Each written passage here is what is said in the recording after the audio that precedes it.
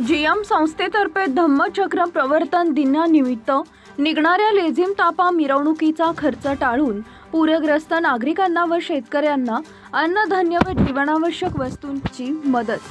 सोलापूर शहर जिल्हा तसेच महाराष्ट्रामध्ये सध्या अतिवृष्टी झाल्यामुळे सोलापुरातून वाहणाऱ्या नद्यांनी रौद्ररूप धारण केलं आहे। यामुळे नदीकाठी असणाऱ्या गावामध्ये शेतीमध्ये पाणी शिरून शेतकऱ्यांचं व गावकऱ्यांचं मोठं नुकसान झालंय।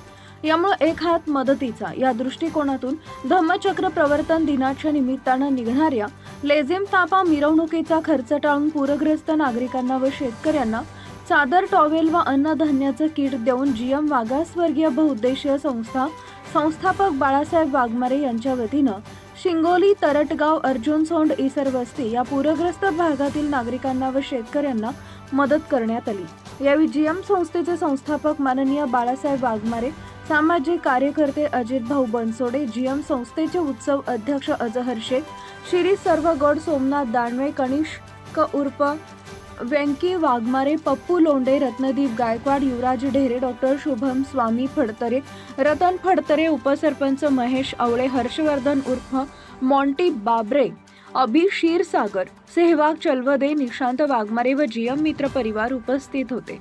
यंदाच्या वर्षी जो धम्मचक्र प्रवर्तन दिनाचा 16 जीएम संस्थेच्या वतीने उत्साहात मिरवणुकीच्या माध्यमातून साजरा केला जात होता। मिरवणूक कॅन्सल करून त्या मिरवणुकीला येणारा जो खर्च आहे तो पूरग्रस्त नागरिकांसाठी जीवनावश्यक वस्तूचा पुरवठा करून एक दिलासा देण्याचं काम जीएम मागासवर्गीय बहुउद्देशीय संस्था बाळासाहेब वाघमारे व जीएम मित्र परिवाराच्या वतीने करण्याचा एक आम्ही मानसिकता ठेवलेला आहे।